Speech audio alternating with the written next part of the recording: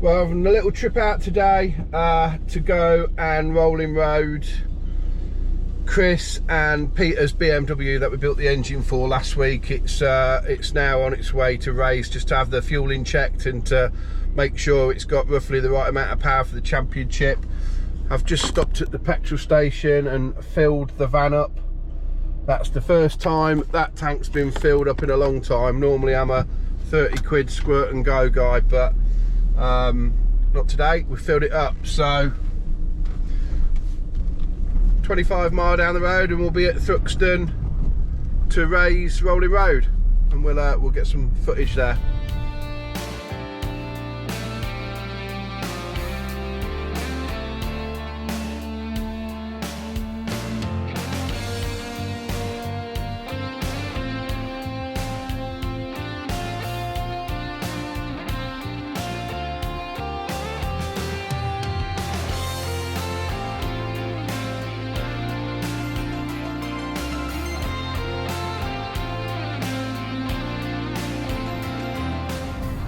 So I've got to raise, and this car's been parked here for a couple of years now, and I've just noticed this Show and Shine winner 2017.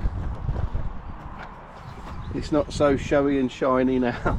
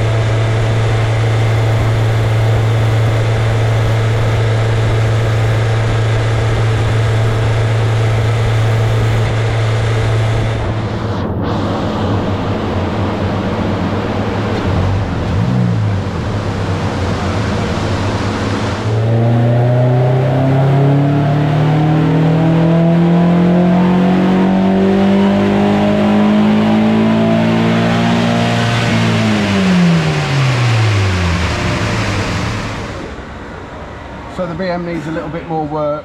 It's got a sensor gone and it keeps going really lean, and as soon as it leans out here it loses horsepower here. So they've got to take the car back, fix this issue. We think it might be wiring loom or something like that, and then that will just, once it's got fuel in it, it'll allow that power line to keep coming on. So not a great result today really, but a little bit of work for Peter and his dad to do, but we'll get it sorted, ready for racing. So I'm just leaving Race now, and I just thought I'd go through what we've done with the BMW. We didn't get to do any kind of tuning on it. We ran it in for 20 minutes, half an hour, and then as we was doing an initial power run just to see where we was at with fueling, when it got to 4,000 RPM, the fueling went mega lean, the power dropped off. We played around with the oxygen sensors to see if it had a faulty oxygen sensor, which it didn't. Well, I say it didn't. The one that we swapped it over to did exactly the same thing. So Peter and Chris have taken the car back. It's going to have some paint work done on it. Peter's going to change the engine loom because he did say that he had a bump in the car last year and the car seemed to have not been right ever since then. So it keeps bringing on a coolant temp sensor warning on the dashboard. So bit to do before he goes qualifying. The video was obviously cut short because we couldn't do any work and show it too much on the Rolling Road, but do you know what, that's what the Rolling Road is for. We use engine dynos and Rolling Roads so we don't find these problems when they're on the circuit, and you know, you enter a championship wanting to do well, and a DNF can really affect a championship. So the Rolling Road is an amazing tool for finding things like that. It's best it happened there than it happen, you know, if he's on the circuit. So that's it. I'm on my way back up the dual carriageway now, going back to the workshop, and we'll crack some more work on. Out even. So it's 2 weeks later and we are heading back down to the rolling road with the BMW again. They've fixed the problem that they had, which turned out to be a faulty water pump, or a lazy water pump. Or that's what we're hoping it is. They've changed the wiring loom on it and we're now going to go and test it. I've got a passenger today. Hello. Clay's with me, and let's get on the road. So we've just pulled up at Race. The BMW's here, my Audi's still here waiting. And I've got to find somewhere to park when I'm out of the way. I know where. In that gap there. What do you reckon, Clay?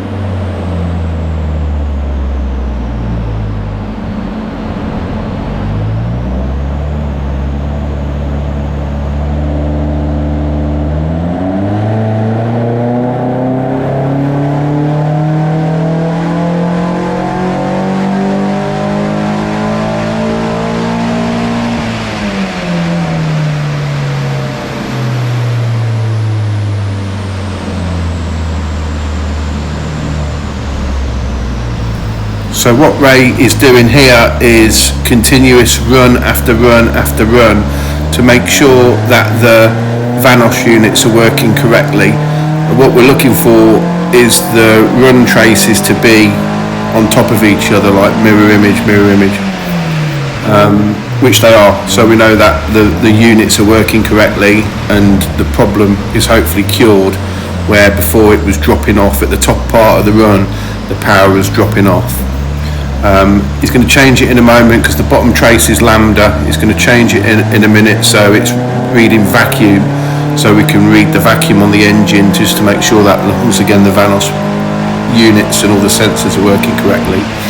What we was after was high 120s horsepower wise, and we just broke into the 130s, so it ended up being a good result for us. Now we're going to read the engine vacuum to test the Vanos unit, but I'll discuss this a bit later. Can't hear too much with the rollers.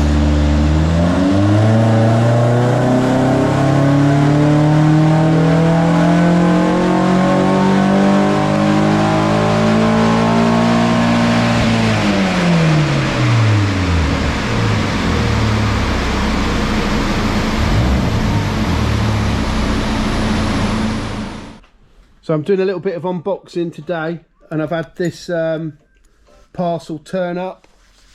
I hope it's chocolate. Just take it up, well. I actually know what it is. It's the it's come from my friend James Middleton from Relentless Performance, and this is the bracket for my Escort. And then also, Graves can't get into it because he's a lemon. And it's the cowl for. Yeah, please. There's invoices.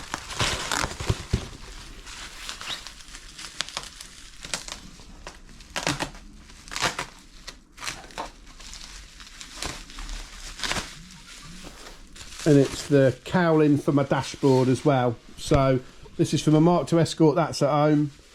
This bolts to that,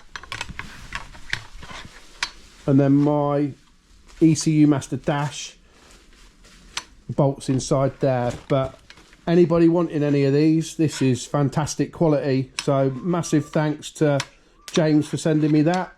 Top man. Check out Relentless Performance for dash cowls, wiring, anything like that. Guy's a legend. So I've brought my cowl home from the workshop, what James from Relentless has 3D printed for me. And yeah, the quality of that and the bracket to mount to the car is awesome.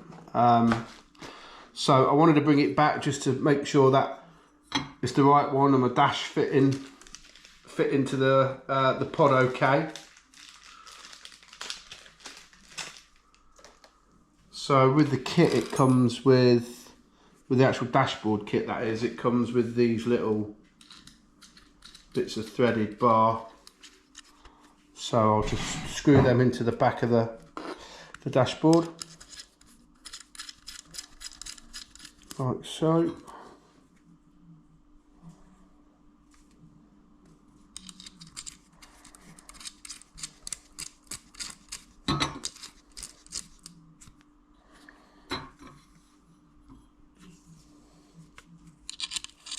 And these bits of stud have got little Allen key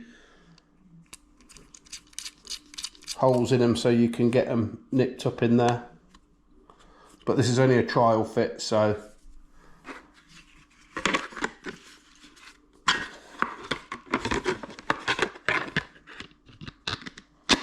oh, look at that, fits perfectly.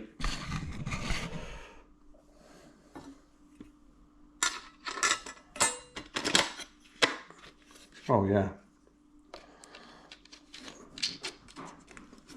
I'm only just going to put 2 on.